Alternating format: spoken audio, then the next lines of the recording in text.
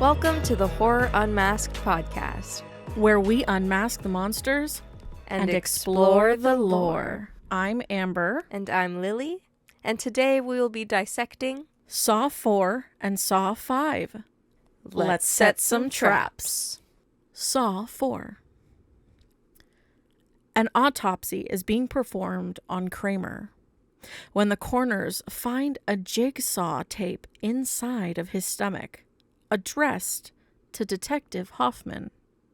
We are now focused on a trap where two men are chained to a device. One man's mouth is sewn shut, while the other man's eyes are sewn shut.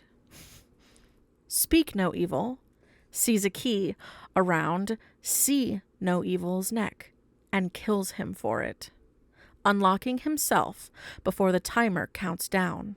We are back to Detective Carey's trap from the previous movie, as the officers investigate the scene and cut her down out of respect.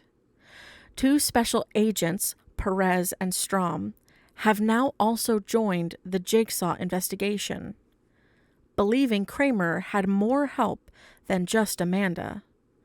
Later, we see the SWAT commander, Lieutenant Riggs, investigating Eric Matthews' disappearance, believing he could still be alive.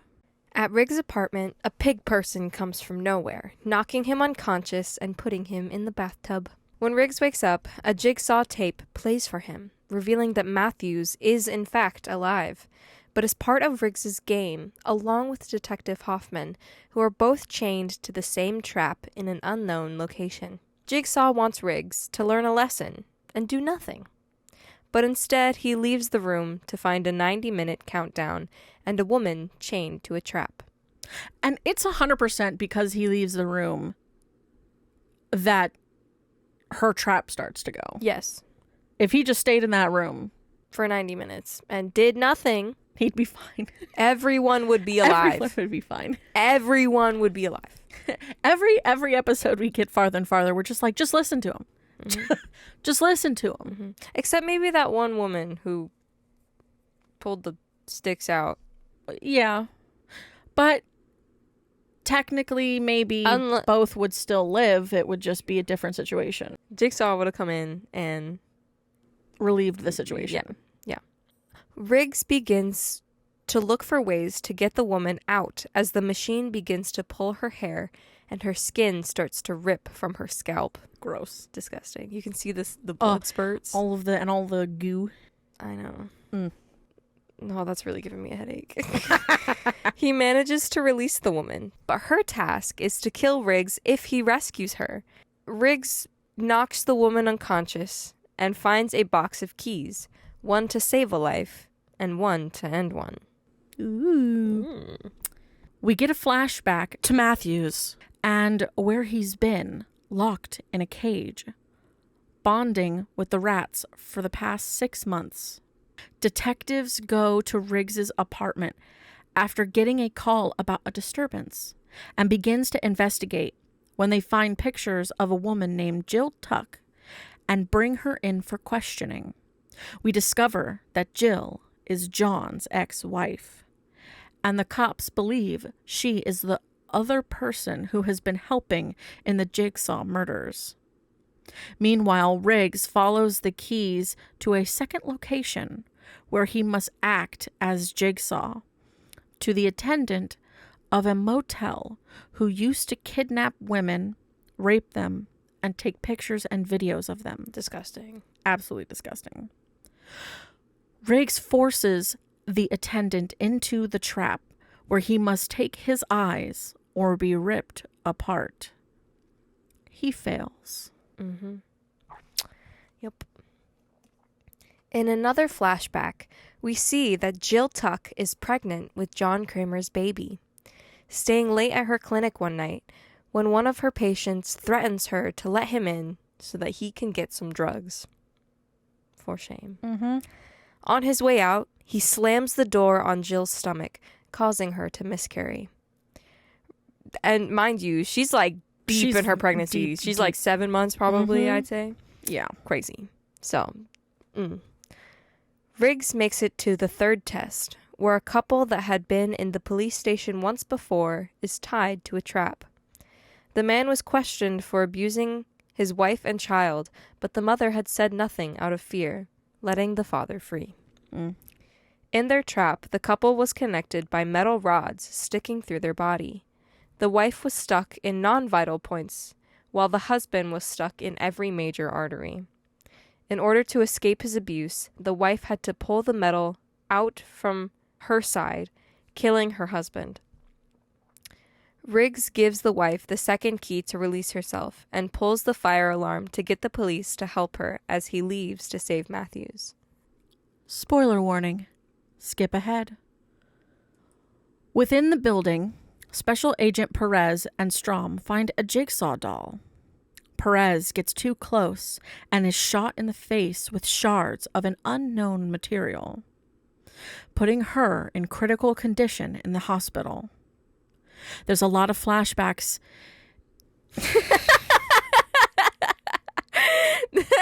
In my brain, it was like, there's a lot of effing flashbacks in here.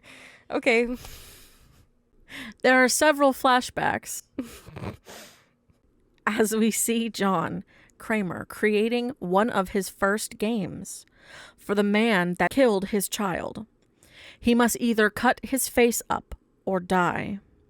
He succeeds, but falls into a box of barbed wire. Riggs has made it to Matthews and Hoffman's location, along with the special agent Strom. As Strom goes through the building, we discover that the entirety of the last movie is happening at the same time as this one. When he walks into the room right before Kramer's makeshift hospital and hears Amanda shoot Lynn. Right before Strom walks in, the door closes as Jeff kills Kramer.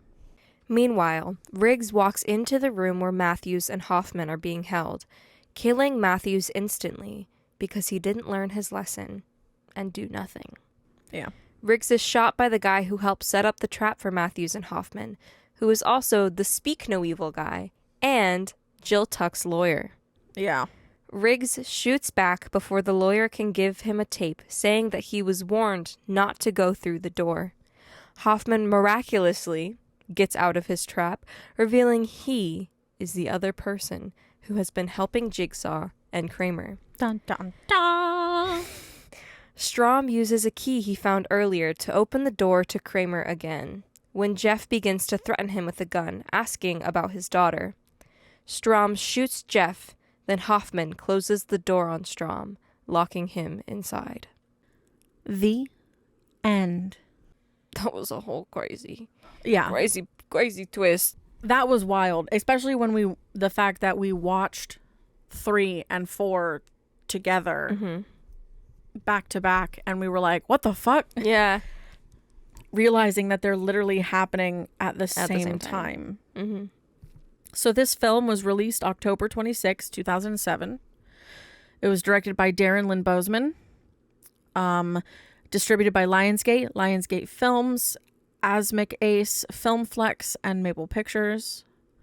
I have their box office, which was pretty decent, but what was their budget? Their budget was $10 million.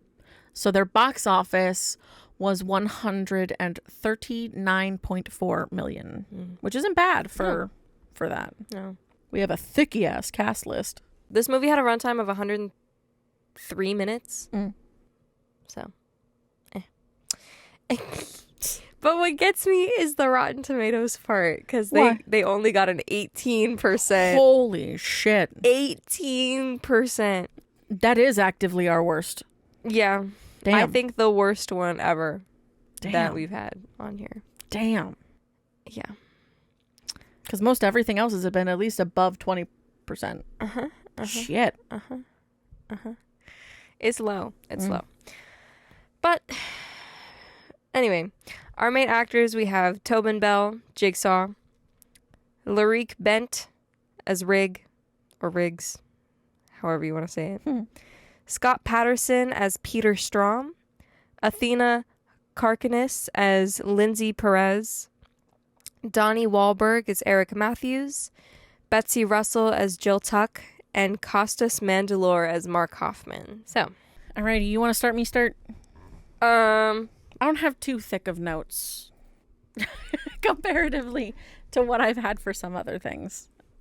Sorry, I looked over her notes and all I see is like 2 bulky ass paragraphs. Okay, go ahead. Okay. So, obviously, we're starting this with more so about the idea of how do you startle an audience for a Saw film. Because we have essentially, in this franchise, seen about everything in terms of horror, gore, and torture. So, in the opening scene, basically what... This is... Oh, gosh. So funny. So, essentially, they decided, let's just linger on Saw's genitals. Oh? Mm-hmm. In that opening scene when they're at the fucking... I don't remember seeing his BB. Oh, it's there. Like, for too long. A little too long. Well, He's guess I right blocked there that out. in the very first scene. Ooh. We just get his dead body, whether or not these are actually Tobin Bell's Genitals. or the A cadavers. prosthetic? Is Oh, it could have... whether it's a prosthetic mock-up, uncertain. But okay. still, Yeah. a little too... His peepee's just out A there. little too long of a visual of just straight up, Yeah. you know? I get it, but at the same time, it's like, it's really showing us that he is dead. Dead. True. Just Because- laying limp on a metal table, Yeah. brains open. Oh, yeah. Like, because the movie very quickly demonstrates how advanced the state of the art is when it comes to the makeups, because obviously he is deceased, Yes. and then his scalp is peeled off. Ugh! His skull is cut open and his brain is removed. Yeah. Yes, Like the way that they fold his skin over his face is just unsettling. It's unreal.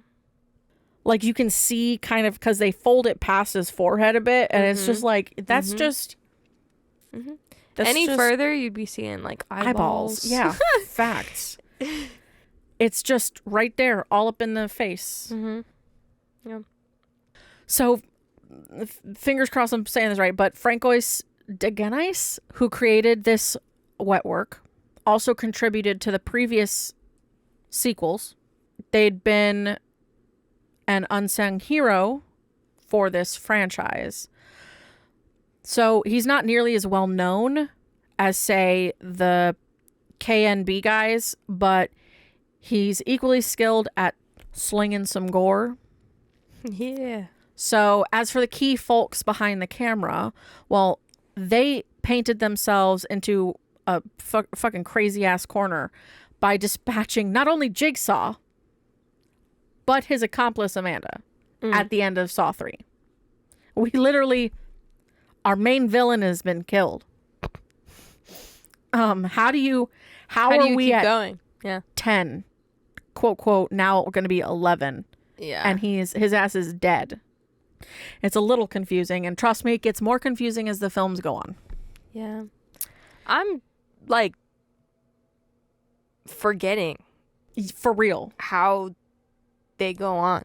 Technically 10 was like their most recent film, which would be their last film that they've done, and then but in reality it's technically taking place as the second movie, but we liked it more because it still had Kramer in it. We've discovered that whenever we see Kramer in the films now, it gives us a sense of comfort. Yep. We're like, oh, there he is. Well, you guys might be thinking, the fuck? It's more so, it's a comfort knowing that Jigsaw plays to certain rules. Yes. He follows the rules. He follows the rules. Like you've been saying, lawful evil. He's lawful evil. So even though he's evil, you know his moves. yeah, you know it. When he tells you something, take it at face value. Yes. And that's what's There's no like comforting. mystery behind the words. Like, listen to the words, take him at his words. There's no like in between the lines. Yeah. And like, but all of his accomplices, that's when you get a little, Yes. no. Because all of his accomplices they're very vindictive Yes. or jealous or all of that kind of shit. So, Or psychotic yeah. a little bit. Because obviously, knowing the fact that there's more films, the games have to continue. There are more films. But Saw 4's setup also promises to answer a question that has obviously nagged everybody who's seen them. How has a bedridden cancer patient And a junkie. and an ex-junkie Yeah. who we learn weighs only a hair over 100 pounds. Yeah. How do they make these incredibly elaborate death machines and chambers and also bring these people into here? They clearly had to have had help. Yes. Someone theorizes in the film that now some of them think in the movie you get kind of a dual side. Some people are actually starting to think that Riggs might have been the accomplice or that he's being trained to Yeah. become. That's why they Jigsaw? were like kind of following him at first. Yeah. Because they were like, oh, maybe it is him. But I think by like the second trap, they were like, Yeah. maybe not. Because it was like, feel what I feel, see what I see, Exactly. written on the walls. Which would like- make you think that like, okay, is he trying to get you to become like him? Yeah, and then they realized that, like, they thought that Jigsaw might be trying to recruit Riggs. Yes, exactly. But in reality, he was just, that was really our ba-ba-da-ba reveal. Hoffman is the one who created all of these. Yeah. And it's kind of like he created them in combination with Jigsaw and Amanda. But the problem is that even in this film, it's like we know that because both 3 and 4 are happening at the same time, we know that Amanda also had her revenge-based, non-winnable traps happening at the same time. So Yeah. both of them had unwinnable traps. But clearly he helped her set up and deal with the one trap that she made that literally murdered that detective. Yeah. So, Detective Carey. Yeah. So it's definitely Yeah. And, like, interesting. so clearly Jigsaw knows that Hoffman had to have helped her. So Oh, 100%. Which is why he's mad at his children. he's mad at his kids, essentially.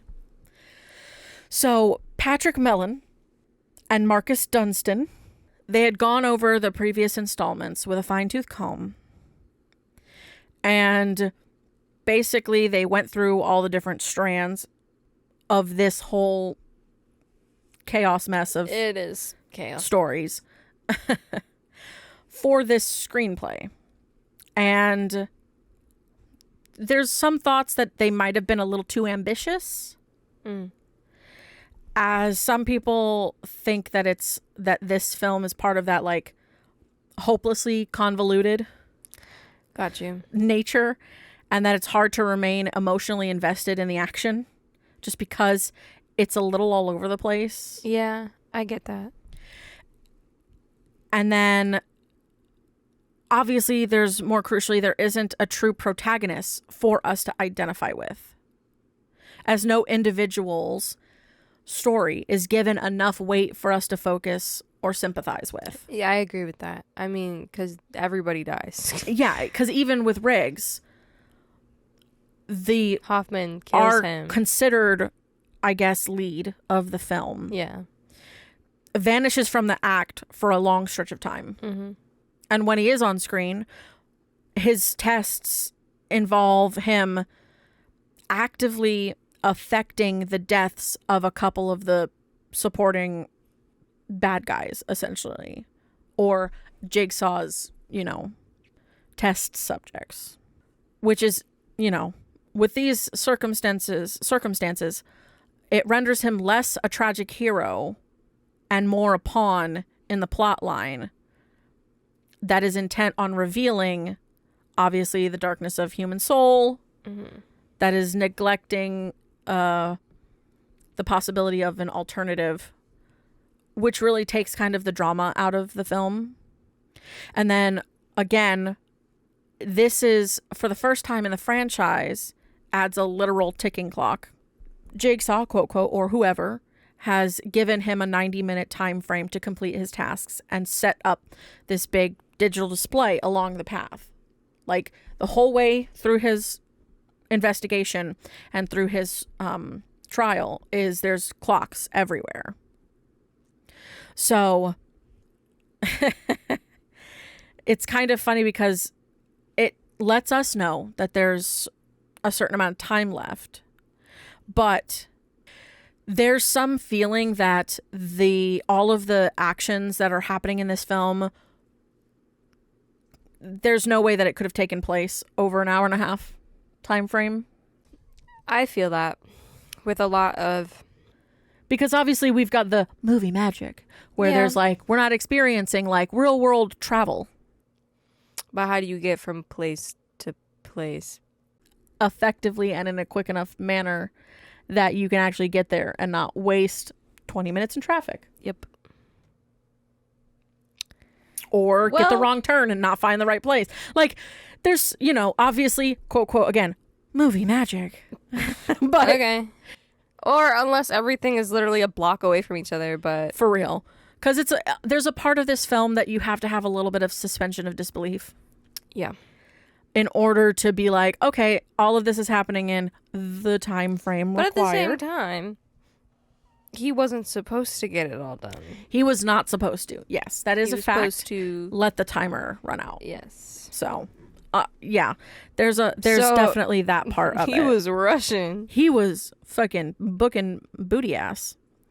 So, because it also has to do with the fact that a lot of people didn't believe that Jill would submit to Strom's increasingly antagonistic grilling without calling a lawyer. Like, you wouldn't just sit there and just let cops like say shit at you without calling your lawyer. Absolutely not. I would be like, all right, I'm gonna need you to stop and I'm gonna call my lawyer. Like, no thanks. Like, back up. Like, you're not gonna just sit here and say shit at me. You have no right. Yeah. And obviously, as we're shown, he does not have a shred of hard evidence against her. Correct. It's all like... This is just all speculation. It's all speculation. And it's literally just because she's his ex-wife. There are some benefits to some degree that people have seen where it does have a better pace than the third film. And some of the individual set pieces in the story were very well. And there are moments where it can get really gross. So you do have that, squirmy, gross feeling in the film. Yeah. But the series regular director, Darren Lynn Bousman, utilized some really interesting visual transitions that helped all the cross-cutting go down a little easier.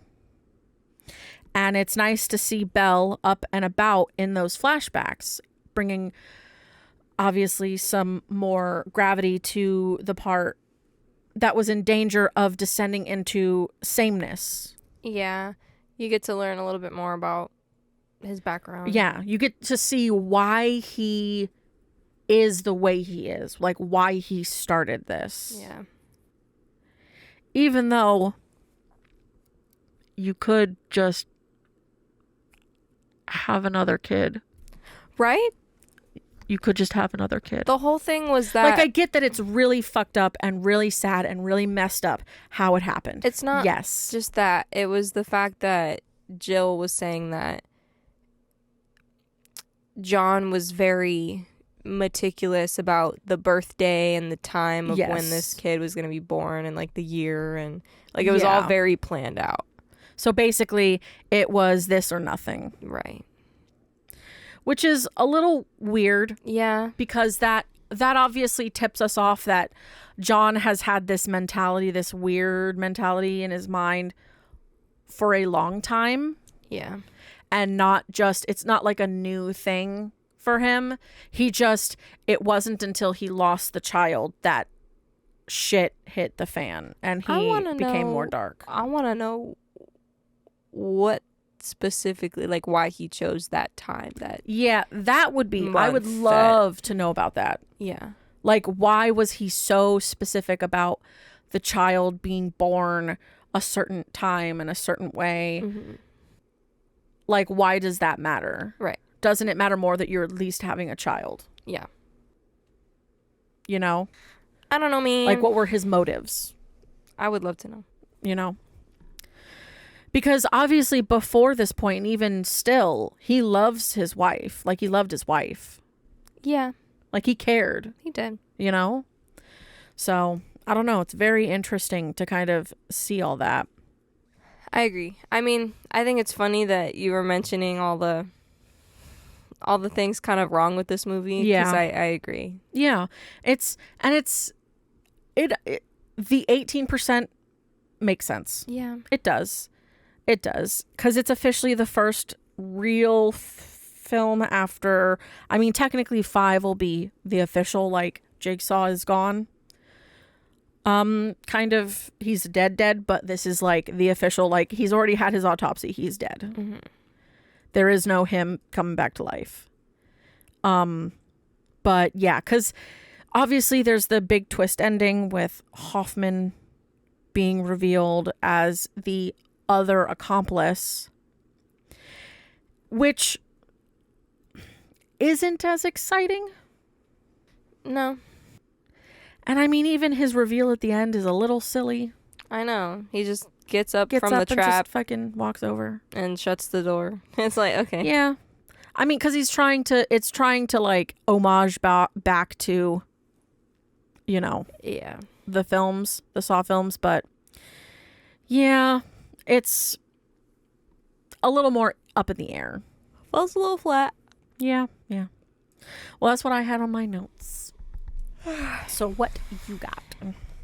What do I got? Yes.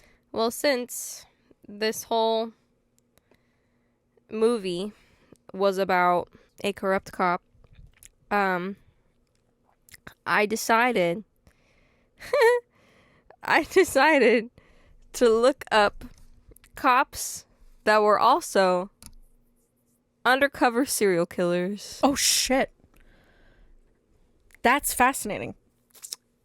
So, I'm going to start first. Hell yeah. This is going to be kind of like a true crime episode. Hell yeah. I'm going to start with a man, I don't know how to pronounce this, named Gennady Mikosevich. Okay. Gennady Mikosevich was born in 1947, and his death is unknown from 1985 to 1988. Gotcha. So he was only like in his 30s, I think. 30s, later 30s, early 40s. Damn. So not very old. No. Mikosevich, he served in the army. The Soviet army, Gotcha. obviously, because, you know, that name is not... Yeah. Yeah, so we're not just talking about American cop serial killers. I branched out a little bit. I went for Anyone. the craziest of crazy. And some crazy ass stories. So, he served in the Soviet army, and his first murder was in 1971. He explained later that the killing spree started after he returned from the army to find that his girlfriend left him and married someone else while he was away. Yeah. I mean, it was his girlfriend. It's not like they were married. Right. So that night, he couldn't catch a bus to where his parents lived. And he said that he was feeling so broken up about, his girlfriend.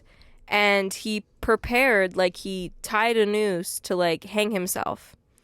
Damn. However, while on the road, he met a young woman and decided to kill her instead, getting his anger out on Fucked her. up. Yes. I'm assuming she looked very similar to his ex. Maybe. Probably. Because I know that a lot of serial killers, sometimes if they've got an ex, they'll target people that look like them. Yeah. It makes a lot of sense. So maybe he saw her and, ugh. Was like, oh, you kind of look like her. Fuck you. Die. Yeah, die. Yeah. He murdered again in the same year. He murdered again in the same year. The next year, 2 more. Mm. And the list just kept growing. Damn.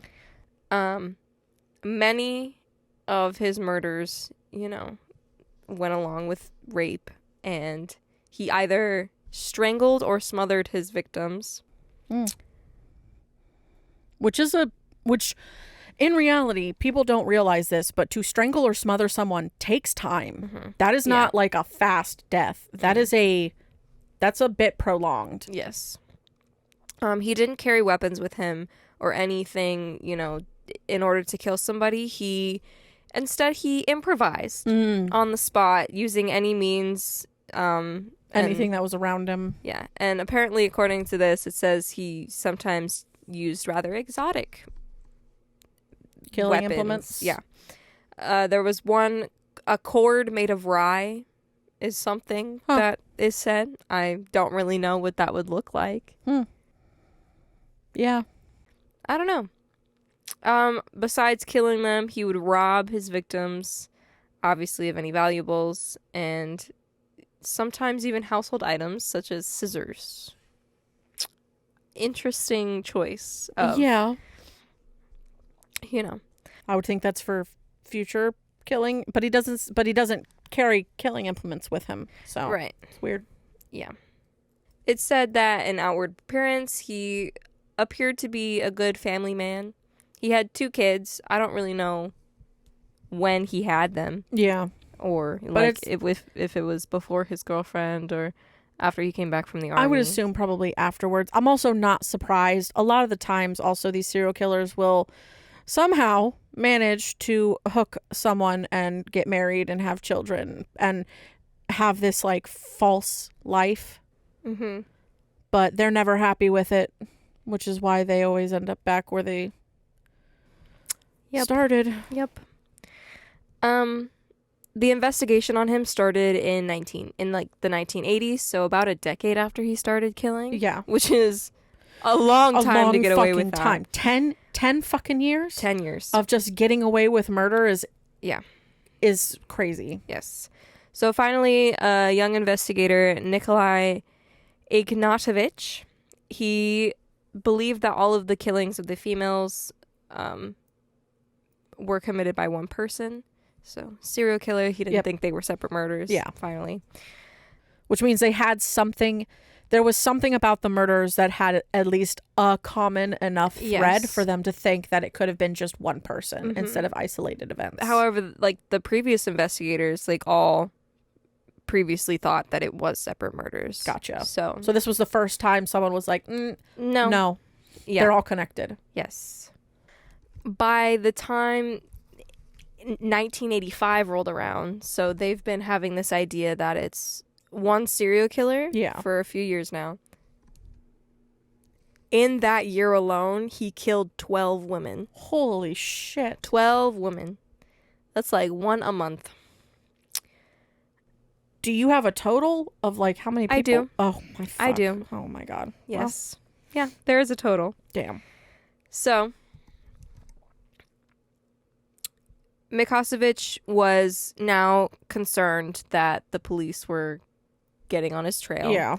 So in order to derail that, he sent an anonymous letter to the local newspaper on behalf of an imaginary underground organization called the Patriots of Vitebsk. Or Vitebsk. I don't know how to pronounce that. Supposedly, he was calling his fellow militants to intensify their struggle of killing communists and lewd women. He left another handwritten note next to his new victim, signed on behalf of the Patriots of Vitebsk. Gotcha. And so the investigators started to look at the handwritings of all the male residents of where he was living. They checked 556,000 samples. Holy shit. Yes. And experts then noticed that the sample with the handwriting of Mikosevich had the resemblance of the handwriting of Gotcha. the note that was found. So, big mistake. Not saying that you should kill people, but if you're going to, maybe don't handwrite a note. Because handwriting is how they connect people. Yes. Upon further investigation, there was other evidence that also revealed his guilt. Gotcha. So in 1985, he was finally arrested. After he initially denied everything, he finally confessed and was sentenced to death and executed in 1987. Gotcha, Which is okay. weird because at the beginning of this, they literally said his death was like Unknown. between a Well, certain date. It might be like, Because this one is saying 1988 he was dead. He was executed. This next one is saying 1987. So maybe they don't really know. yeah. And it was long enough ago for them not to 100% maybe remember what it was. Yes. So that's why. So his case is considered like the cop thing because he was in the military, and his case became notorious in the USSR as it revealed the incapability of the militia and the corruption of law enforcement. Like, how did it take you 15 years to finally figure this out? Yes. Well, I'm gonna spoil something. Go ahead. In true crime, the police are not very good at their job. Some policemen step up, but 9 times out of 10, when you're listening to true crime stuff, you're like, come on, how the fuck did it take you this long? That long, There yeah. are so many stories of serial killers being brought in and questioned about the deaths that they committed and get off. Yep. Without like them thinking about it, which is why you get certain serial killers who have a complex of like, oh, I'll never get caught because I've already had the police talk to me on more than one occasion and they don't think it's me, so I'm gonna always be able to get away with it. Yeah. Which is crazy. That's a crazy thought. Yeah. What's also crazy is that by the time that he was finally arrested, 14 other people were convicted for his crimes. Yeah. 14. Yep. Okay. The suspects had been often forced to confess by torture, Yep. and a couple of them had been sentenced to death and executed for the crimes they did not commit. Yep. So, wild. However, between 1971 and 1985, a total of 36 women were killed by Mikosevich. Damn. In Russia. That's crazy. With how many people that is. Yep. I know that in America, unfortunately, we have several that have significantly higher numbers. But still, that's still a lot of people to die senselessly. Mm-hmm. And also a lot of people who like served sentences that weren't. Yeah. That for crimes they didn't even commit. Yeah. Literally innocent in regards to these. Yeah. Yeah. So, wild. That's that guy. Okay. Okay. Next one. Then I have a guy named John Christie who lived in London. Mm-hmm. He was born in 1899. So, this is a while ago. Gotcha, yeah. His family and his friends called him Reg. That was his middle name. It was like Reginald. His name is John Reginald Christie of Yorkshire, England. That's where he was born. He It is said that he had a troubled childhood, often getting beatings from his father and his mother and his older sisters. Damn. So from everyone in his family. He struggled to make friends. Mm. He lacked confidence. Classic. Yes. Which manifested, adulthood sexual complications. Yep, sounds about right. Mm-hmm. So, which would only follow him Yeah, in for the rest of his life. for the rest of his life. When he was 8, his grandfather passed away, and later Christie said that moment of seeing his grandfather's dead body was life-changing. He said that a man who once scared him, now nothing, just a body. Yeah. So after that, Christie said that corpses held fascination over him. Yeah, it was like a psychological awakening Mhm. moment for him. Yes. Again, another army goer. Yeah. He later enlisted in the British Army during the First World War in 1918. During the war, he was injured in a gas attack and taken to the hospital for recovery, claiming that the attack left him blind and mute for 3 years. Okay. However, there are no records to indicate that he actually did go blind, and that if the gas attack left him in such poor condition, he would not have been discharged as fit for duty. True. Anyway, he returned home from the war a year later. Just a year. He was only there for a year. Yeah, yeah. Which, honestly, World War One, was it? I mean, not even just the wars. It's just a lot of the time, the serial killers that we know about often join the military, Yes. thinking either like that it's a good place for them because of their tendencies Yeah. or anything like that. They end up getting discharged Mm-hmm. from the military quite quickly. Yeah. The year that he came back, he married his wife, Ethel Christie, and that same year he began to work as a postman. While during his marriage, we've already said that he has some sexual issues. Yeah. They obviously continued, and he was only seemingly capable of having sex with prostitutes. Weird. Weird. Even though he had a wife. Yeah, and he also And he also became, he started a line of multiple criminal offenses, getting in trouble with the law. Gotcha. So after that, obviously, his marriage with Ethel was suffering. Mm-hmm. And only a year after they got married, Christie was convicted for stealing postal orders, Yeah. as a postman. Yeah, stealing like packages and stuff is Yeah. illegal. Mm-hmm. He only served 3 months, but then a couple years later was convicted of obtaining money on false pretenses and of violent conduct. Yeah. A year after that, they were only married for 4 years when Ethel left him. Mm. And so then Christie moved in. No. Ethel left him and moved in with her mother. 5 years later, Christie was arrested again, but this time Yeah. for hitting a prostitute over the head with a cricket bat, and was sentenced to 6 months. Damn. I still don't think that was long enough, but whatever. No. You're gonna hit her in the head like that? That proves you're violent. Mm-hmm. Especially sexually violent. Which is the worst combination. Yeah. Okay. 4 years after that, 1933, he went to prison for 3 months for auto theft, and apparently he was reformed after this. Aha. He and Ethel reconnected, got back together a year after that. Girls, stay gone. Right. Girls, stay gone. Yes. Why would you go back with him? Why would you go back? I don't know. You were married and he was sleeping with prostitutes. Dude. No. He still continued to hire prostitutes. Dude, just fucking...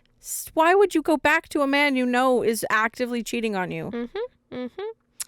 After that, the Second World War came along, and Christie applied to join the War Reserve Police, serving as a constable.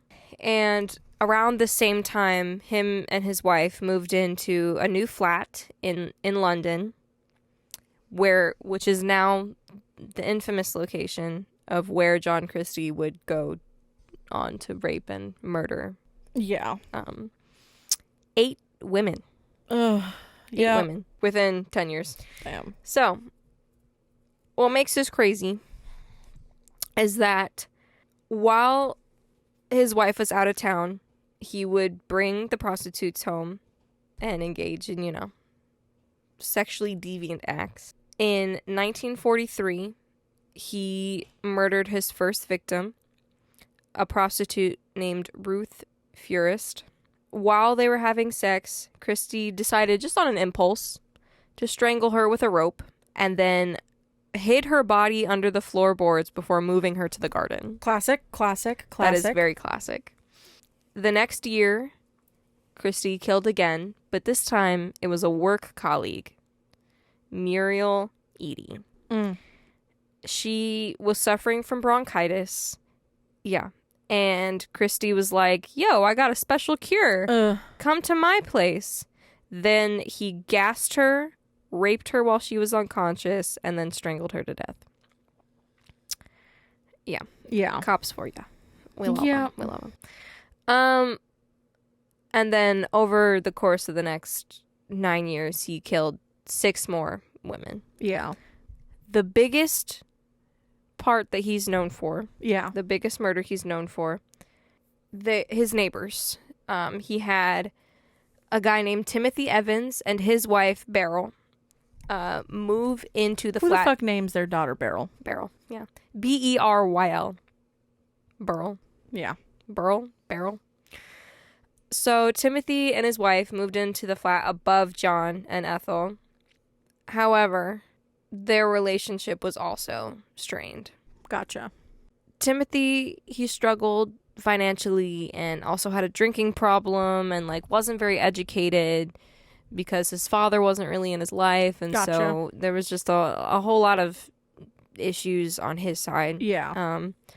So him and his wife had a daughter, which actually, just made their relationship even worse. Yeah. When she got pregnant for a second time, she decided to get an abortion, even though it was illegal. Yeah. So John Christie offered to perform it. Few weeks later, Timothy Evans alerted the police that his wife had died under mysterious circumstances.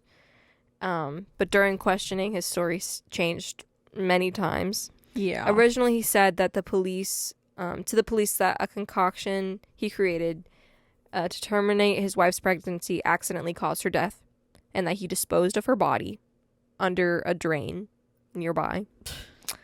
But when they searched the area, they didn't find anything. Yeah. So then he changed his story, saying that John Christie offered to perform the abortion. But when Evans returned from work to check on his wife after the procedure, Christie told him that Beryl died during the operation. But since abortion is legal, Christie told Evans that he should leave London and that he would dispose of the body and make arrangement for someone to look after their daughter. Yeah. Evans said he went to stay with some relatives, but when he came home, Christie refused to let him see his daughter. Yeah.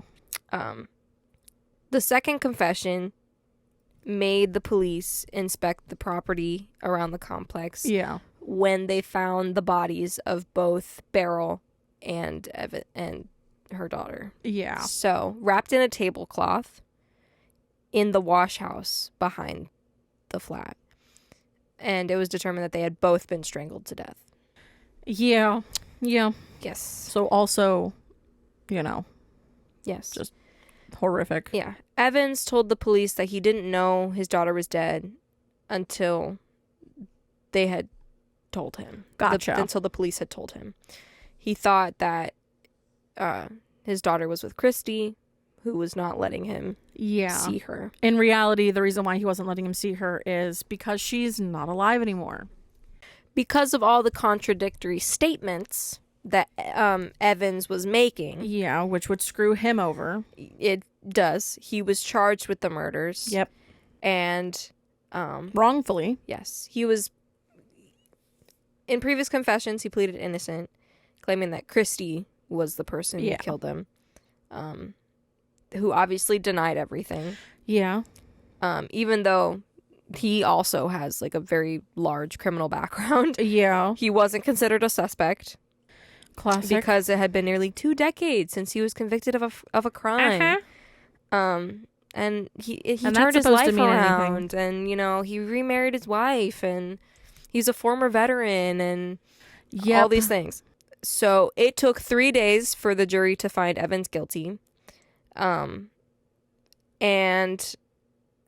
only a few weeks later he was hanged. Yep. He was hanged. Mm-hmm. After that, 3 years after that, Christie was still living in the same apartment when the landlord let another tenant use his kitchen, Okay. which is where he discovered 3 bodies hidden in the pantry. Oh, shit. In the pantry. Yeah. Let's just say a lot of serial killers sometimes don't have very imaginatively located places to put their bodies. Correct. So after the police were called, 3 more bodies were found under the floorboards, where they also found Christie's wife, Ethel. Not surprised. Yeah. She should have fucking stayed gone. Stayed gone. He was put on trial, the same court as Evans had been tried just 3 years ago. Mm-hmm. During the trial, he confessed that he had murdered Beryl Evans. Yeah. And although he was found guilty of Ethel's murder, he pleaded insanity, as always. Yep. But the public didn't let this pass. Yeah. As they should not let it Yes, pass, yes. Don't let him get away with it. Yes. Fortunately, Evans' case was reviewed, and now they're saying that there's a lack of evidence against him, as well as the information about Christie that was ignored. It's like, dude, what do you mean?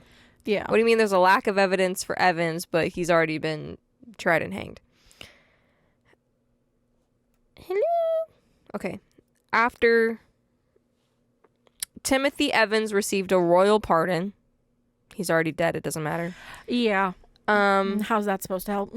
However, in 2003, recently, his sister and half-sister received compensation for the miscarriage of justice. Good. Which, honestly, it's like 50 years later. Yeah. Yeah. That's crazy. Fortunately, John Christie was hanged in 1953 by the same man who executed Evans. So, yeah. justice, I guess, but yeah. still crazy. Not good enough. No, not at all. And now for the last guy Okay. that I'm going to talk about. Okay. He's also from Russia. Okay. This guy, his name is Mikhail Popkov. He was born in Russia in 1964. There's not a whole lot about his childhood. Gotcha. But it seems, from what is known, that his mother was an alcoholic and very abusive towards him. And then he worked as a police officer for just a few years. But he resigned and started working at an oil and chemical plant as a security guard. So kind of the same realm. Yeah. He had a wife and a daughter. He was considered a model husband and father. Yeah. He was, according to his coworkers and friends and people very close to him, he was very charming, likable, funny. Again, sounds about right. So, his cleaning mission is what it's called. His killing spree went from 1992 until 2010, so Damn. more recently. He would roam around the bars and give lifts to intoxicated women. Once he got them into his car, he would take them into the woods, rape, torture, and kill them. Yep. And this is why we no longer, just go hitchhike. Correct. Or take rides from random men. I mean, technically we do, but in a more legal sense where they're like being Uber tracked. and Lyft and things. But that's all like they're being tracked through the app and everything. So, After he would do these things, he would just go back home to his family as if nothing had happened.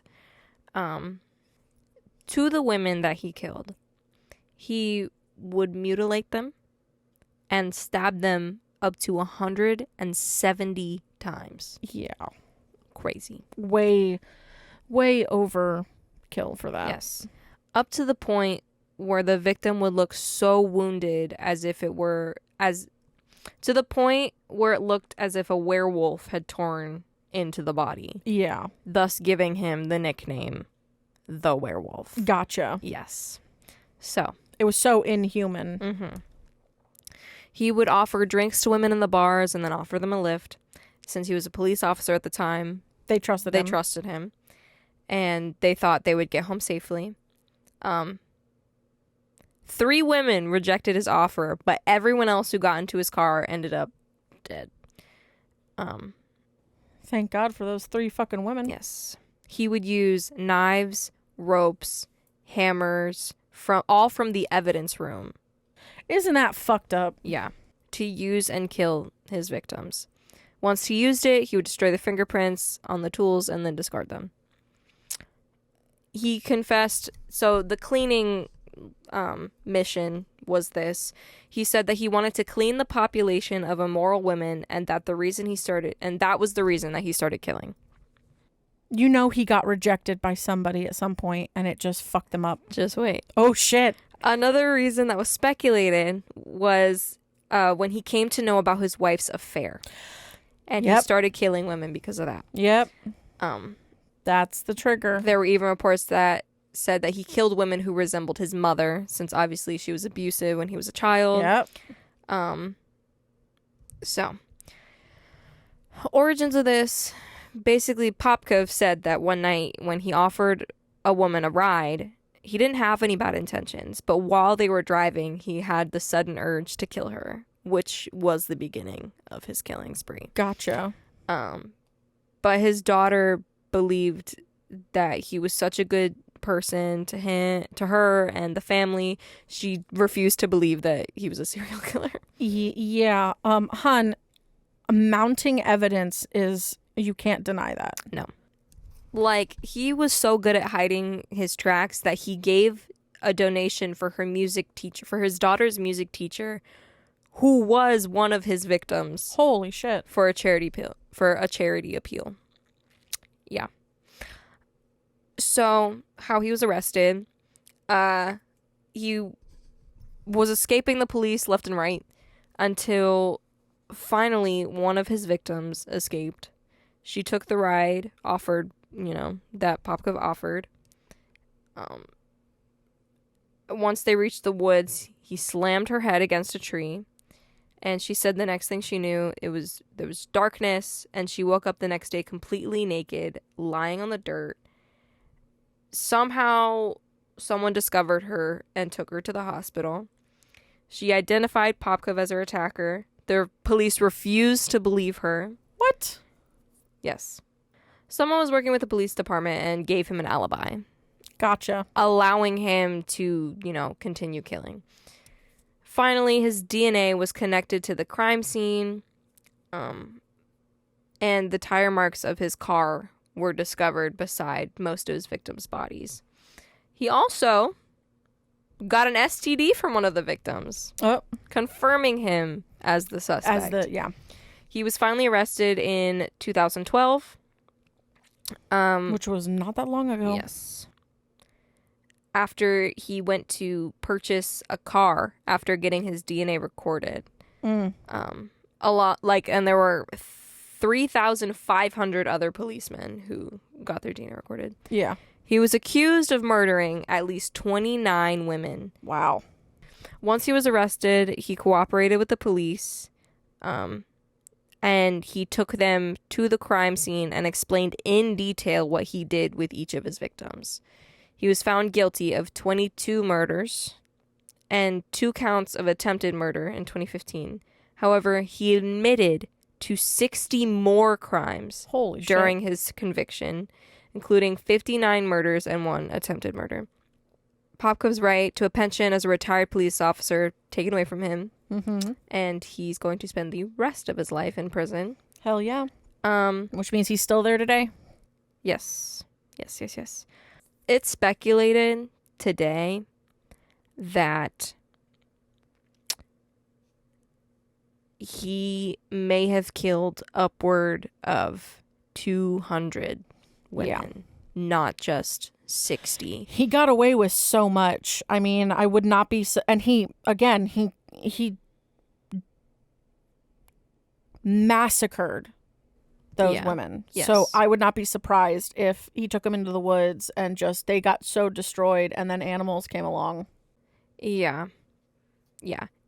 It's crazy because it really shows you that, you know, this one specifically, I mean, the other two were just military, not really in the police force. Yes. Whereas this one, like, he was a policeman, used that to his advantage, taking the weapons from evidence and using his car to be like, oh, I'll get you to a safe place. And obviously no one's going to believe that he's a murderer because he's such a good father and husband, and his own fucking child doesn't believe it. Right. Because after he was done murdering all these people, he would just come home and be an exemplary. House. He'd come home and play house. Yes. Yes. I think it's crazy that only within like less than a couple decades that he killed that many people. Yep. Which seems like maybe he didn't have as many cool down periods as you would think. Yeah. Because a lot of the times serial killers, they'll kill and then they'll have a longer period of time, but slowly as they keep killing, their cool off period is shorter and shorter because they're seeking that release more and more. So yeah, it's insane. It's insane. I mean, especially the fact that he would stab them so many times that they were just unrecognizable, so they started calling him the werewolf. It's like that's on a level of like, that's like vengeful and really dark and fucked up, because it's like he's stabbing them past the point of death. Like they're already dead and he's still going. There's a hatred there that's like unmatched. Yeah. And like even now in interviews, he just has no remorse. Yeah. And he like is smiling during his interviews. It's just fucked up. Yeah. He was also into, you know, sadism and necrophilia and not all surprised. The gross shit. So I don't know how he didn't get the chair, but you know. Okay. Yeah. And like every few years he admits to more murders. So that's why people think it's like upwards of 200. Yeah. It's crazy. Like how did you, like what is the math on that? Say there's 12 months in a year and he did this for 18 years. That's like a woman a month. Yeah. One woman every month. So he really did not have a cool off period. No. Like the second he was getting the urge, it was immediate sated, but also his urges came back significantly quicker. Yes. Because usually it's you get the urge, you satisfy it, then you're fine for a time until that urge comes back, and then it gets shorter and shorter as the urge becomes more intense. But clearly this person, their urge was just consistent. I want to know, even with how brutal he was with their killing. Again, it speaks to the police department as well, because how do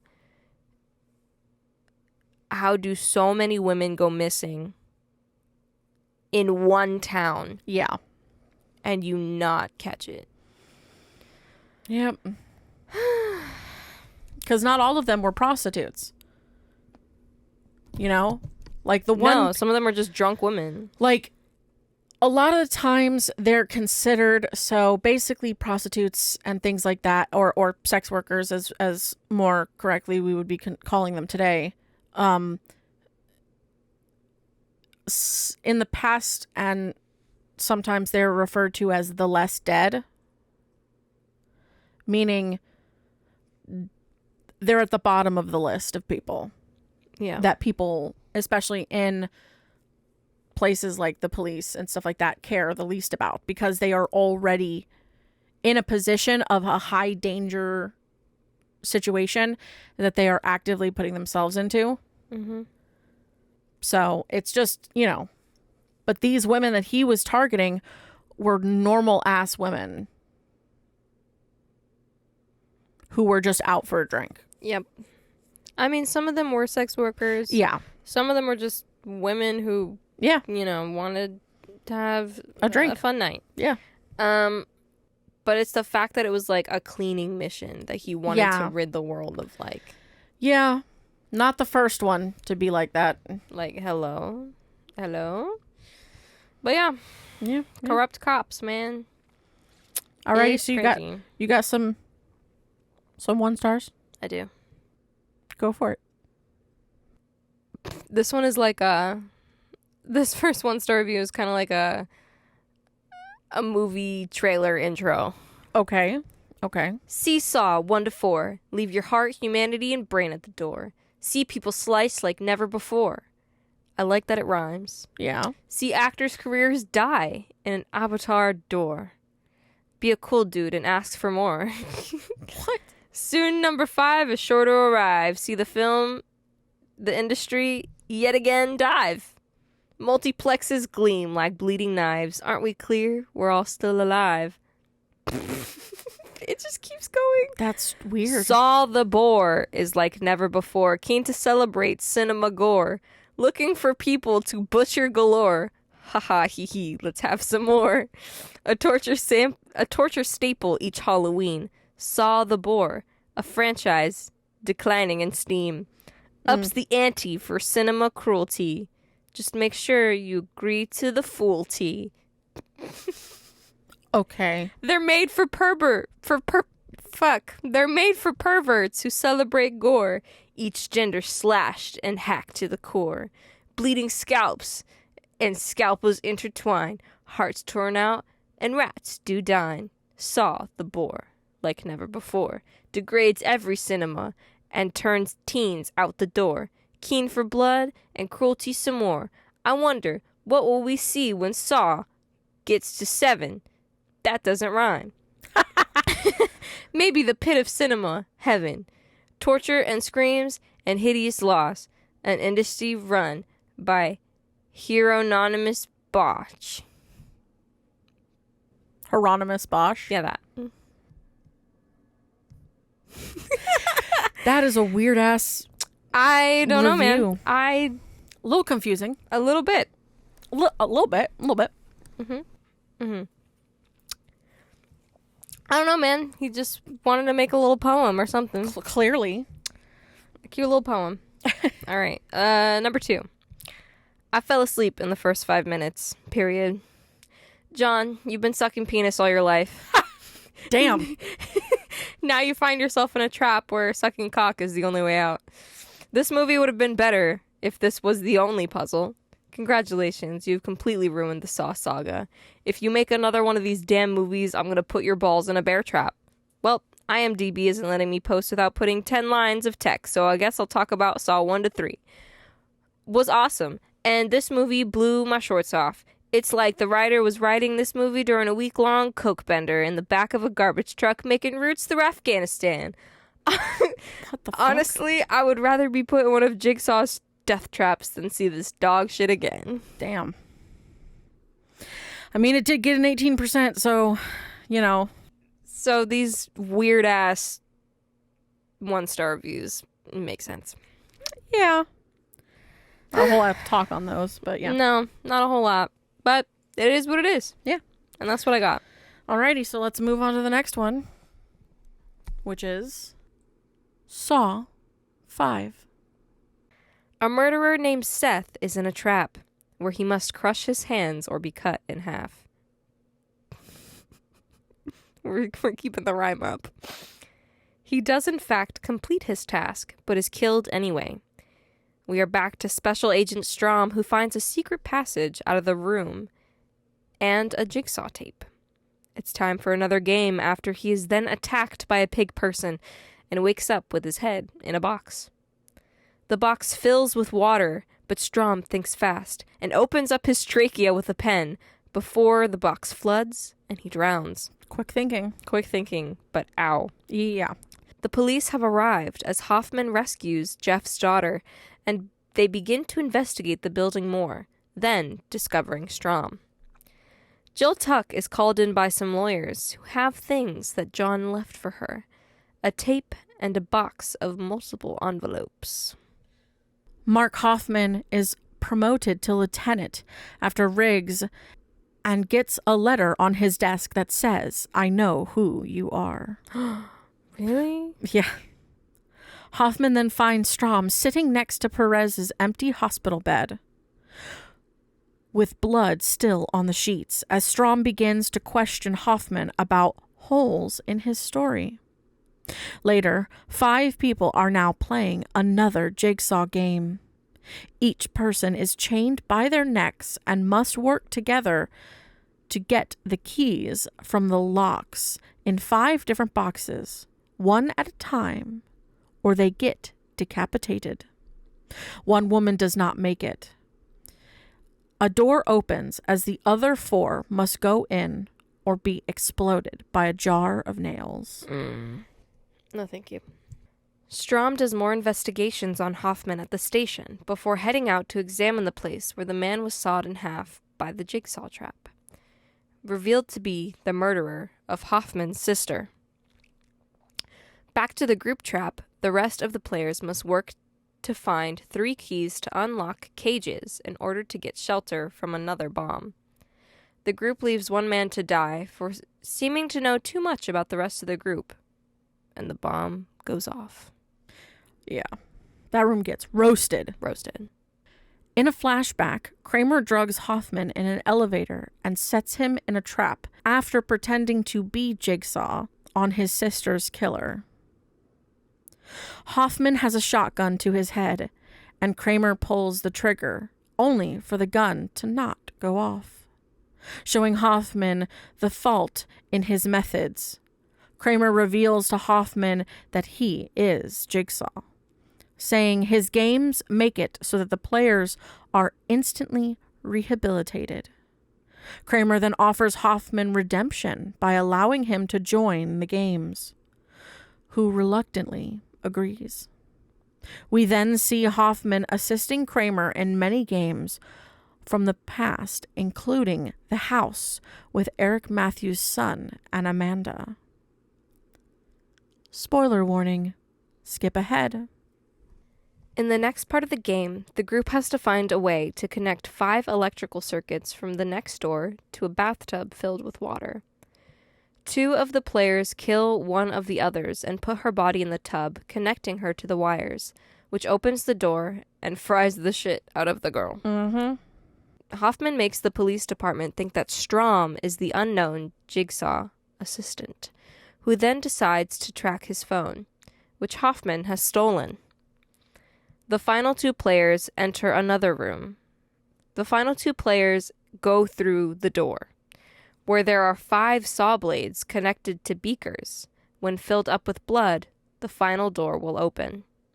The 2 realize that with all the keys from the first room, just one was needed to open each lock, just like all rooms were designed to allow every person to live. For real. Just listen to the fucking rules. Literally. Because he Room literally was 1. like... He said everybody could have made it. He said work... Together. He didn't say work together, but he said work... do the opposite of what your instincts tell you. Yeah. Which is to be the only survivor. Yeah. But you could have all just worked together. Exactly. Yeah. The final 2 people must give a total of 10 pints of blood in order to open the door. Before they stick their arms through the blades, the 2 begin to speak about the wrongs they have done, coming to learn that all 5 of the players were involved in a building fire that killed 8 people. The 2 stick their hands in the blades, slicing their arms in half. giving enough blood to unlock the door. The police department tracks Strom's phone to the building with the two people, finding the pair very out of it, obviously suffering from severe blood loss. Meanwhile, Strom is out doing some more investigating when he comes across a box with a tape inside. Hoffman comes into the room and the both of them brawl until Strom pushes him into the case. The case begins to lower with Hoffman inside and becomes flush with the floor, while the walls start to close in on Strom.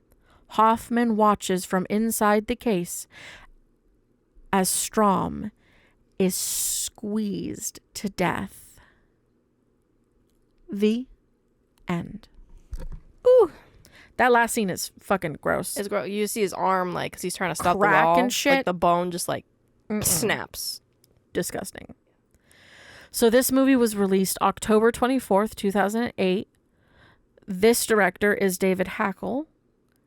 Distributed by Lionsgate Films, Asmik Ace, Filmflex, Maple Pictures, and the production company is Twisted Pictures. Woo. Their budget was $10.8 million. Mm-hmm. Not too bad, similar to the last one. Yeah, just a little more. But their box office was decidedly less, which was $118.2 million. So, which is weird because that one, the previous one, had a worse score. No, So- it didn't. Oh shit! Okay, let me know. No, it didn't. This one had a 13%. Holy shit! Yes. Damn. Rotten Tomatoes, it is rated at 13%, which is 5% less than the one before this. Damn.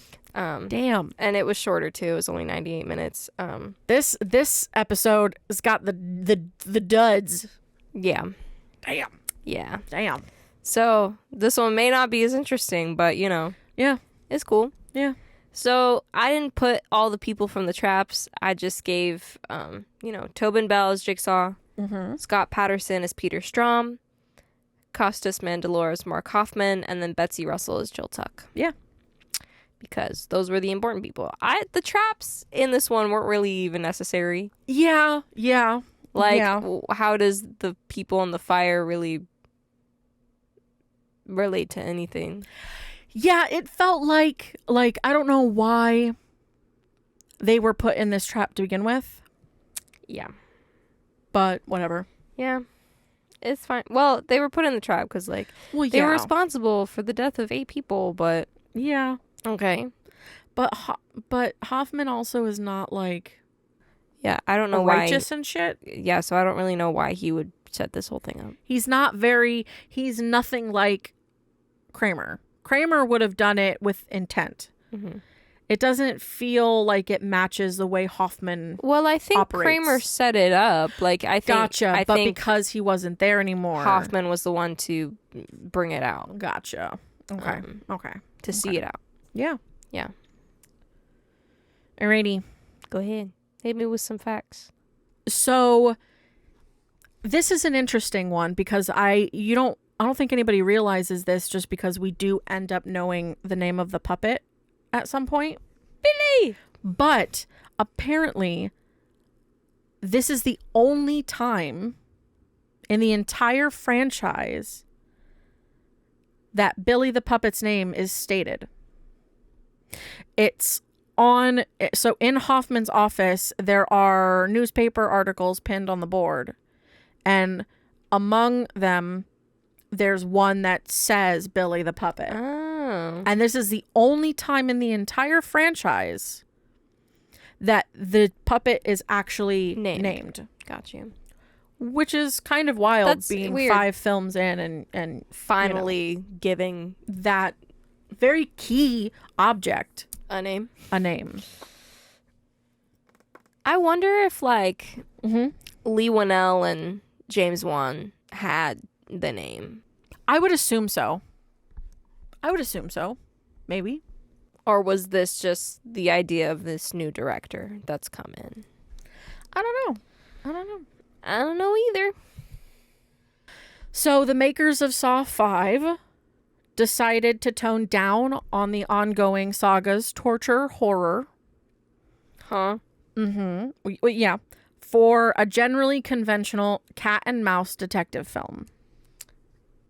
Which it does have the element. Yeah, but they didn't tone down anything. Yeah, but If anything, this one is really ramped up I compared to the feel last one. but I feel like the classic Jigsaw torture stuff is secondary. Yeah, this one is just more about Hoffman chasing Strom, but Yeah. also Hoffman's origins. And Like, it doesn't feel like it's as important to the overall story.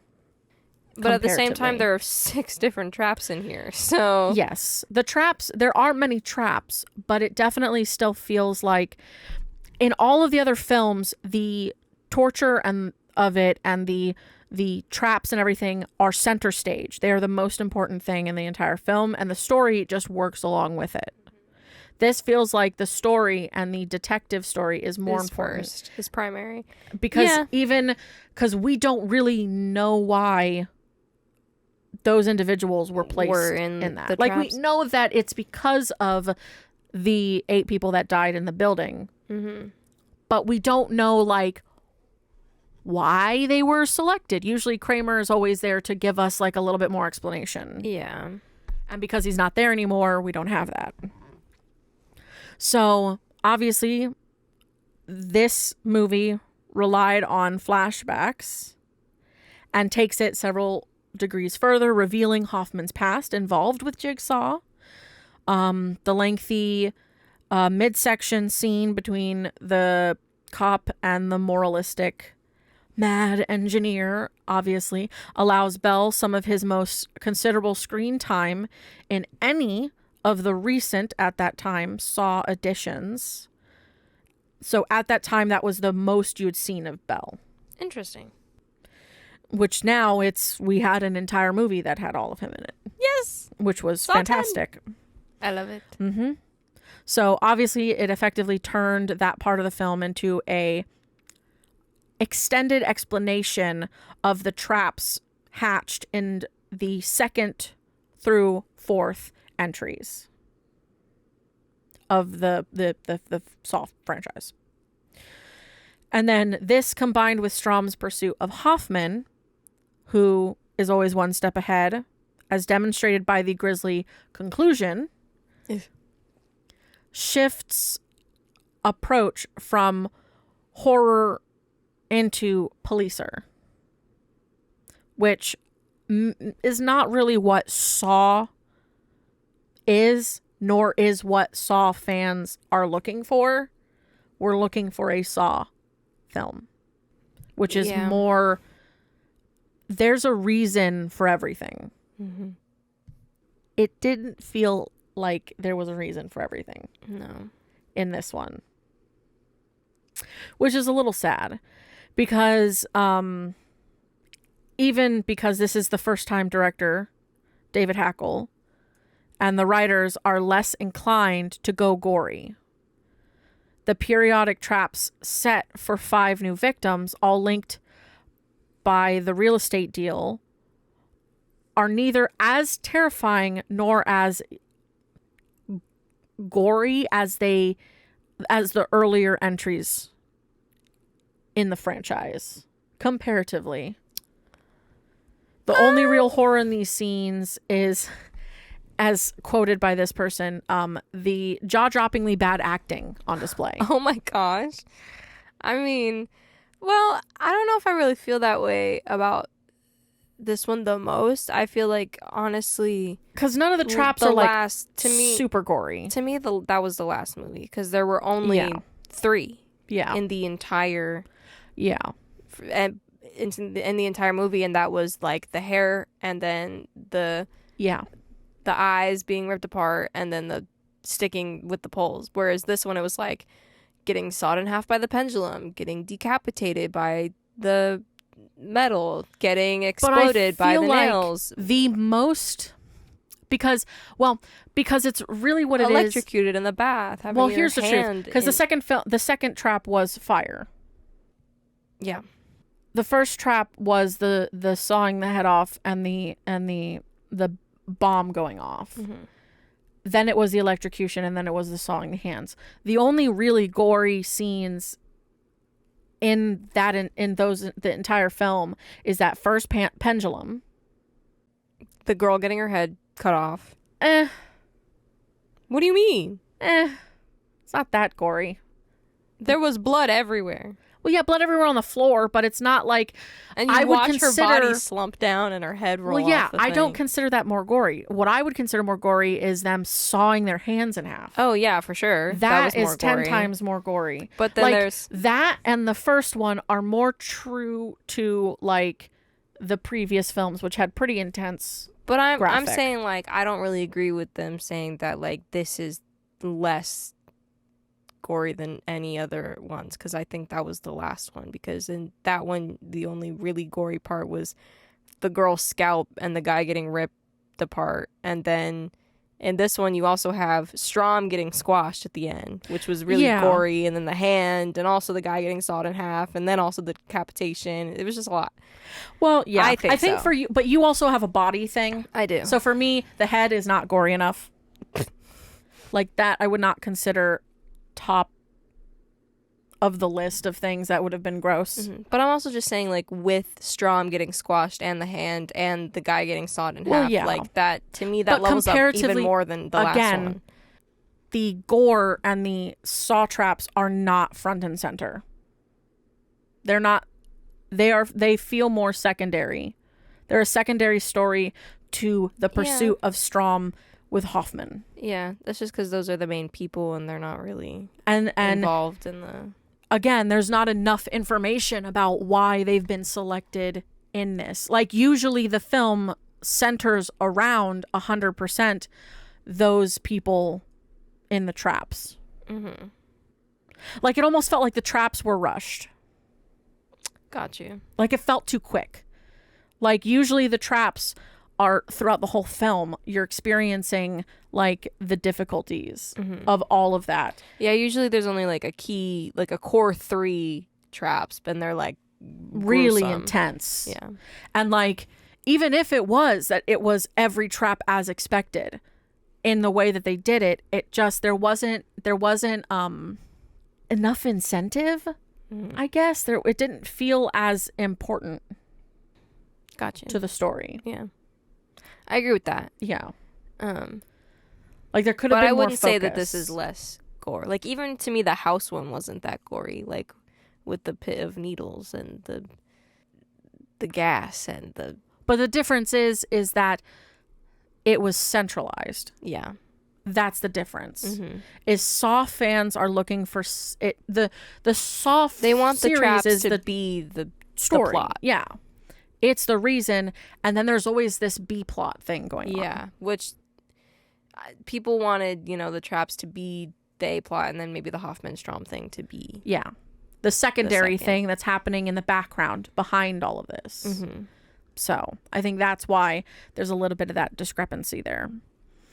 And then again, David Hackle and the production designer on the previous 3 Saw films made his directorial debut with Saw 5. And he does his best work keeping the Saw history in perspective, obviously. But the Saw 5 goes further behind the scenes of the Jigsaw's classic moments, making sure that these new versions of things we've already seen do not conflict with the previous plots. It's a massive effort because obviously Saw history is a huge part of the franchise. Mm-hmm. So having Hackle, someone familiar with the production aspects of the franchise, was a good choice. Unfortunately, another reason for Saw 5 so closely resembling its predecessors is because the film spends a decent amount of its thin running time circling back into the narrative of the earlier Saw films, which I feel like, again, it's a labyrinthian level of backdating in subsequent films. Like, they spend a lot of time also referencing the past.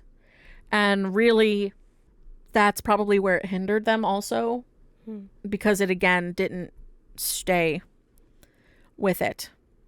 So wanting to keep, and that's obviously because they wanted to keep Tobin Bell's popular Jigsaw villain in the story, but having to deal with the reality of the character's death at the end of Saw 3, the filmmakers have placed subsequent sequels during the same time frame as Saw 3. So Saw 4 and Saw 3 happening at the same time. And again, this kind of creates a sense of like deja vu for the hardcore fans. But in a way, it also kind of alienates new people who are trying to come into the franchise, because if you didn't know, you kind of are lost on what's going on. Oh, for sure. Like, you have to watch it from the first one. It's very much a it's Each kind movie sets up the next. It's kind of like the MCU. It's, yeah. You have to, if you literally miss anything, you're going to be lost.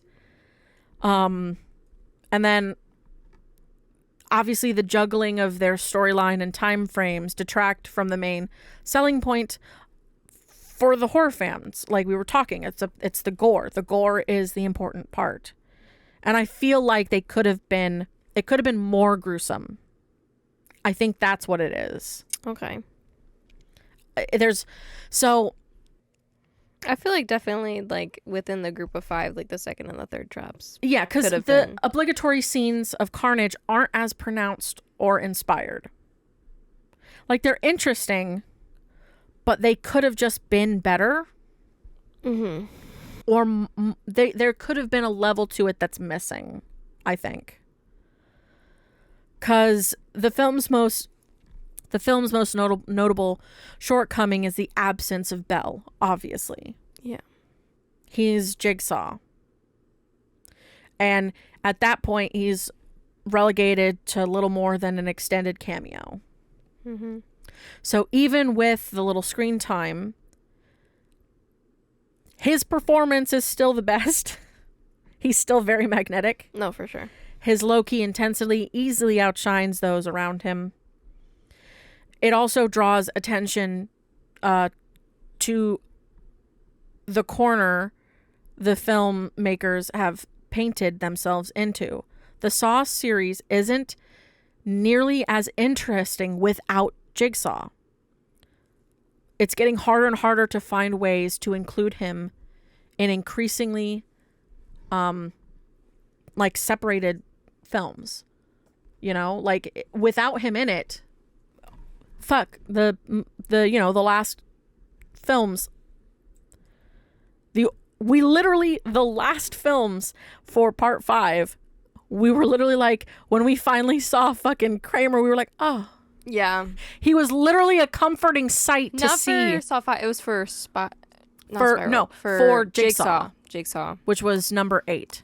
Yeah, we literally got to see Kramer, and he we're like, finally came in, we were like, oh, okay, yay. Like, I feel secure now knowing that he's here. Yeah.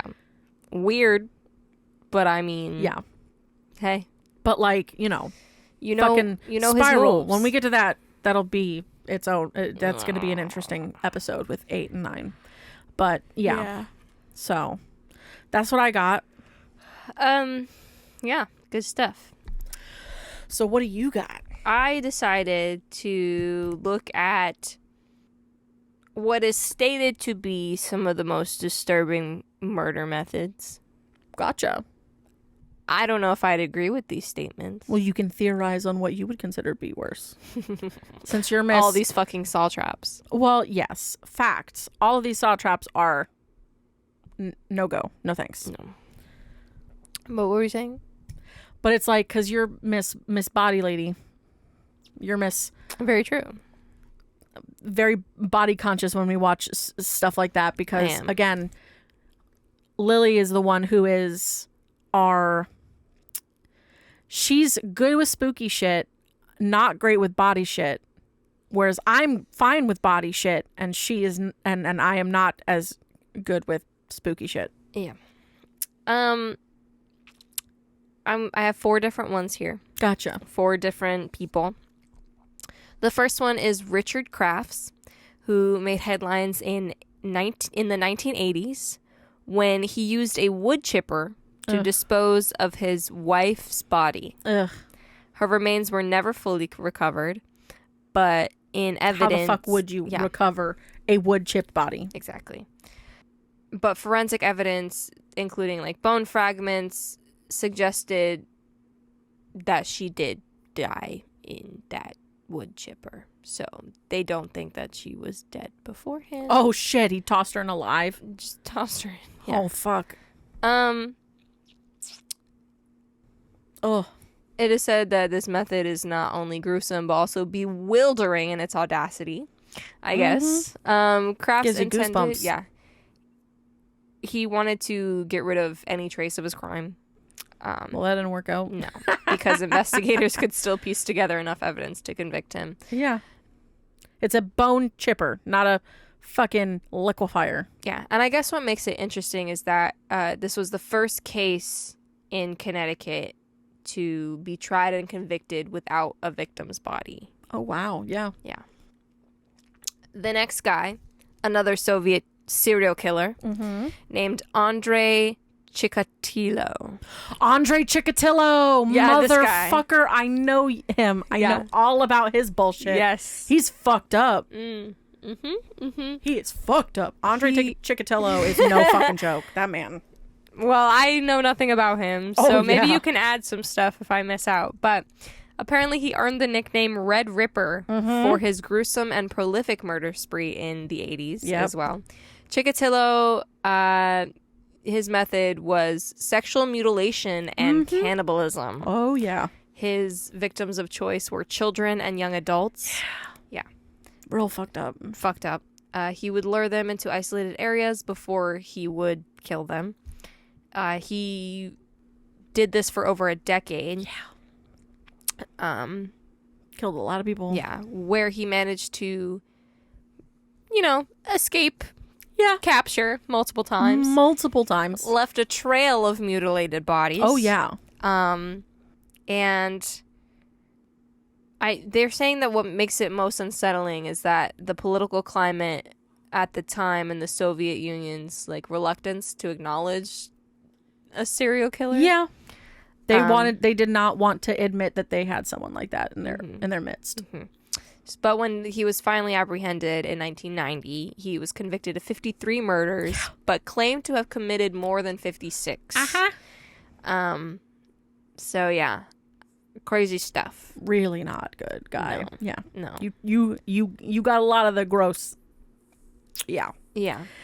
Especially the part where it's sexually mutilated and then cannibalism on children. Oh And yeah. young adults. Oh, yeah. I think that's the most The last podcast on the left is where you learned. I this learned from. about this motherfucker. I feel like then maybe you... and they had a multi-parter. Mm. Hell yeah. Yeah. So is They there went anything into his, you want to add to that? Childhood. I mean, it's just the classic. It's the idea of just a lot of these serial killers, it's the political climate is a hardcore thing. Yeah. The, how they're raised. There's a lot of that that's very consistent with all of them. So, yeah. Yeah. The next guy I have, his name is Gary Ridgway. You know this guy too. I feel like you're gonna know the next. I listen to couple a that I talk lot of about. true crime. Exactly. So he's also known as the Green River Killer. Yes, the Green River Killer. Yeah. Okay. So, in the 80s and the 90s, his preferred method of murder was strangulation. Yep. However, what sets him apart is that he would stage his victims' corpses in sexually suggestive poses. So that when people would find him, it would be the most shocking fucking thing that they could see. Yes. Real messed up. Yeah. So that not only puts, a mental strain on his victims before he killed them, but also whoever Finds their body. Oh, yeah. That was the goal. I want to fuck you up if you find it. Yes. And he wanted them to find him. Yes. Apparently, he was apprehended in 2001 and convicted of murdering 49 women, although he later claimed that the number is much, much higher. Yeah. Yeah. American serial killers are wild. I don't know, man. You know, we had a time period that was just murder central. Yeah. Just murder central. 70s, 80s. Early 90s. A little bit of 90s. Yeah. The last guy is John George High. Hi. I don't know.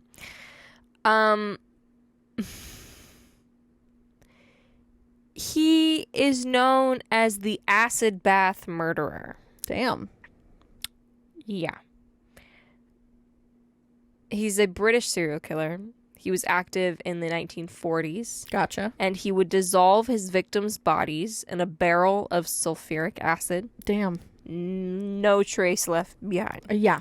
That is goo. Yes. Apparently, like most of these serial killers, he was pretty normal. Yeah. A charming guy. Yep. Smooth talker.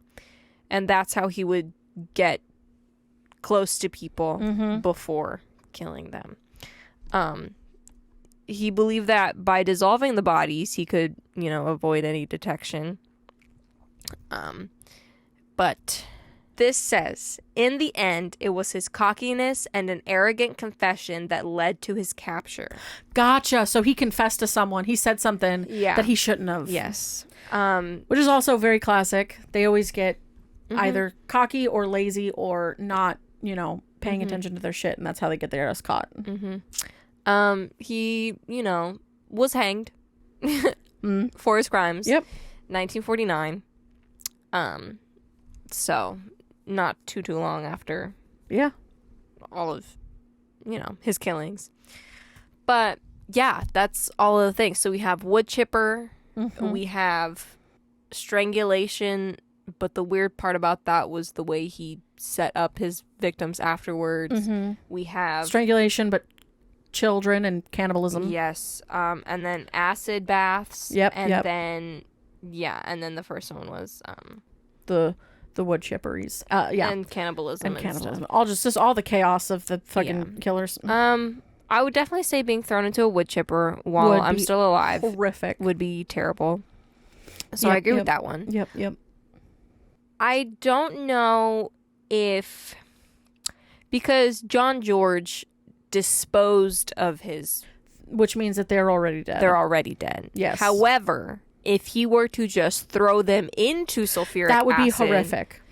No, that I absolutely not. No, thank you. I Would hope I would rather die not. instantly. Yeah. So I think both of those are pretty gruesome. Hell yeah. But at least ways that have actually happened, like Yeah. things like that. But John George is very reminiscent of like Dahmer when he would dispose of, but he was creepier about it. Like he just put that barrel in his room Yeah. and would like eat their Dahmer hearts. was Dahmer. There's a reason we have very prolific, well-known ones. Yeah. Yes. So I was intrigued to find all of these things, but I'm sure there's many more. so many gruesome ways to actually go out. And I do want to say that while I am a listener of true crime occasionally, otherwise it usually gives me nightmares. Whereas me, I can fall asleep to it. Yeah. I do want to say that I'm a big advocate of, if you tell stories like this, then, it should be With respect. with respect. Yes. And Like, I am all for and am okay if you shit on the killer. yeah, 100% fine with that. Shit on him all you want. But the victims, you are, you want to be respectful. respectful. And I can't listen to the true crime podcasts or videos that just like are making jokes all the time and like just really not being respectful towards the victims. And like for me, if you joke about the killer, okay, Yeah. but the second you bring the victims and the people who are actually hurt by these terrible acts, like Yeah. I have an issue with that personally. So I give all this information with all the respect to the victims and Yeah. their families, and yeah. It's a terrible thing. And fuck all these killers. And fuck all of these killers. I hope they die in the most gruesome ways, if they are not already dead. Just so they get a little taste of their own medicine. Yeah. Because all of these killers, like, murderers are just so fucking narcissistic, and they're so high and mighty, and they think they are fucking gods that walk the earth because they can get away with taking life. Yeah. And getting off on it. And no. Yeah. No. Yeah. Is that all you got? That is all I got. So on to some 1 stars. On to some 1 stars. First one. All of the others had a decent amount of Jigsaw. Even in the rest of the franchise, you get a good amount of time with the amazing Tobin Bell. In Saw 4, you see Jigsaw dead, and yet in that movie, you still see more Jigsaw. There's way too much Mark Hoffman in Saw 5. We don't care about him, and frankly, I wish he died at the end of Saw 6 and somehow brought someone else in. Amanda was amazing. I liked the twist when she died, but if I'd known that this schmuck was gonna come in, I'd have thought differently. I agree. Yes. At least by Saw 7, Mark Hoffman got a little better at acting. I guess I just don't like that actor, but this movie seemed boring to me. I'd always been a fan of Saw, and then this came out, made me doubt if I was going to see the next one. If they make a next one, the opening scene better be Mark Hoffman in a body bag. Damn. You know what's really funny? Is in the next 2 movies. Yeah. There's definitely a scene of someone hiding in a body bag. Yep. Oh my gosh. That twist is incredible. The fact that they like guessed it without realizing that they guessed it. It better be him in a body bag. Oh, well, I mean, you did technically got it right. You technically got it right. It's not the first scene though, and no. He's not dead. No. But, you technically got it right. Yeah. So, I mean, I agree with this 1 star a lot. Yeah. It Tobin Bell focused too is much awesome, on... and it focused a lot on Hoffman. Also, I love Amanda. I prefer Amanda because to Hoffman. There's that wildness to Amanda that really balances with Tobin's portrayal and of very meticulous. Yes. Whereas the Amanda character is very like a little wild and a little bit more unpredictable, but she's tempered by him. For sure. And I think that that's much more interesting. Whereas Hoffman is so boring. And Hoffman feels like he's cocky. Yeah. He's cocky and he just I can't. He's too cocky for the thought of him being Jigsaw, which is why something in a later film that confronts Hoffman feels so much better to be associated with Jigsaw. Yes. And feels more accurate to how Jigsaw is. So, yeah, there's definitely going to be some better revelations in the next episode. And then the fucking 5th one's just going to be all over the place. So just be ready for that. Yeah, for sure. All right. The next one I have is just boring. Maybe the pendulum death scene was nice, but the rest was trash. Not enough deaths for a Saw movie, I guess. Jigsaw died like 2 movies ago. Why are we still here? Saw 4 was a direct sequel of 3, and this one hangs of 3 also.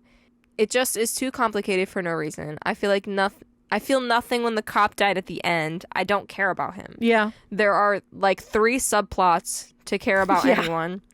We already know the bad guy is the bad cop, so I don't care about the investigation. Yeah. This movie did the same as the last one. Present a story in who knows what order. Anything goes because of flashback. The old thousands editing is the worst. That speed with distortion, the vase line in the lens, and that ugly green tent makes it look so dated. For a franchise that started like a good police movie and then like an okay gore movie, this one is none and still looks low budget AF. Yeah, I can definitely say that these films in this episode It's just none of the characters are interesting No. enough to give a shit about any of them. Correct. Like, 3, if you really would have thought about it, 3 should have been the end of the franchise. Yeah. And Yeah. and then I would have been fine. I would have been 100% fine if 4 was 10.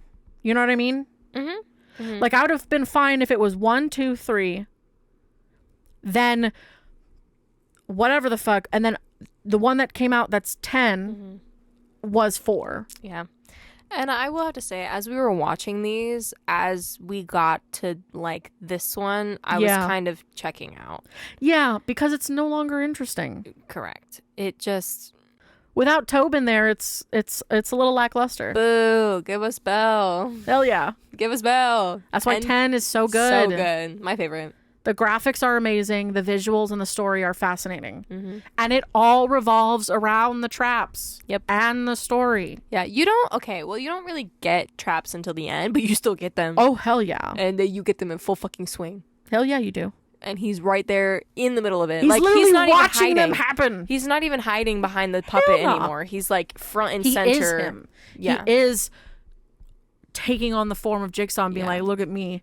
I want to play a game. I want to watch you play this a game. Yeah.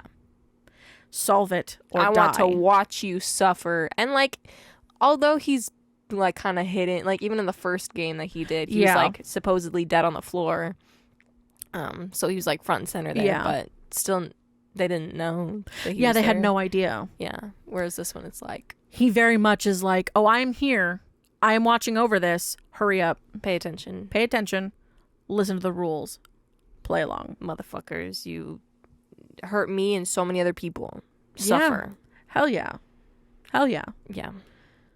But still gave them the ability to survive. Yeah. All these and motherfuckers no. Yes and no. Could have gotten out. I think if I had that brain trap, Look, the brain one is the only one that could have been iffy, but you know what? But Fuck that guy. The thing is, apparently, Mm-hmm. the brain doesn't feel things. No. Like you. That's could- why they you do could- open brain surgery. Yeah, you could just be You're touching awake. up in there, and They you feel keep you nothing. awake during brain surgery. So the only thing, so that they know they don't fuck with anything. yeah. So the only thing I'd say is like. But would all the be, like, other ones- cutting my skull open, and But the other ones are just like, I don't know. all- The radiation was kind of hard, and It cutting was my leg off would hard. be kind of hard, and well, yeah, hard but survivable. yeah. That's the difference. Well, Survivable. After the radiation, you might have cancer after that. Well, also she went a little slow at the beginning, but then she realized that But at she the had same no time, options. like, all you gotta do is break your fucking hand and foot. yeah, do she had that. the easiest trap. She did. And I then mean, you're she out. did survive. She did. I mean, she was suffering, but She was suffering, and then got all you had to do and is then got bam, fucked. bam, bam, and done, and then bam, bam, bam, Done. done Literally. on your hand and foot. Mm-hmm. Because bones grow back. Bone, yeah. Bones heal, yeah. Bones heal. And also, I guess with the leg one, like, he could have dropped you off at the hospital with And your just leg because it was sewn a clean back together. cut. Yeah, it was clean. That's It literally just that was means the that whole they point. would just sew you back together. Yeah, and like hopefully you would Yeah. have all your nerves and stuff, Yeah. but if they took you immediately, which that was the plan, like Yeah. even after what was her name, Gabriella? They were going to immediately send her. They're like drop her off now. Yeah. So Yeah. For real. so you would have kept your leg. Yeah, you would have kept your leg. And said she couldn't keep her head No, she couldn't. or her guts. You know, no. No. It's crazy. Mm-hmm. But yeah. Alrighty. All right. So the next episode is Saw Part 4. We're getting closer to the finale. Mm-hmm. Yeah, we are. Send us an email at horrorunmasked@gmail.com. Follow us at Instagram and Twitter at Horror Unmasked. Listen to us on Spotify and iTunes at Horror Unmasked Podcasts. Subscribe to our YouTube channel at Horror Unmasked Podcast. And I think with that, There's only one thing left to ask. Will you fear? or will you fear not?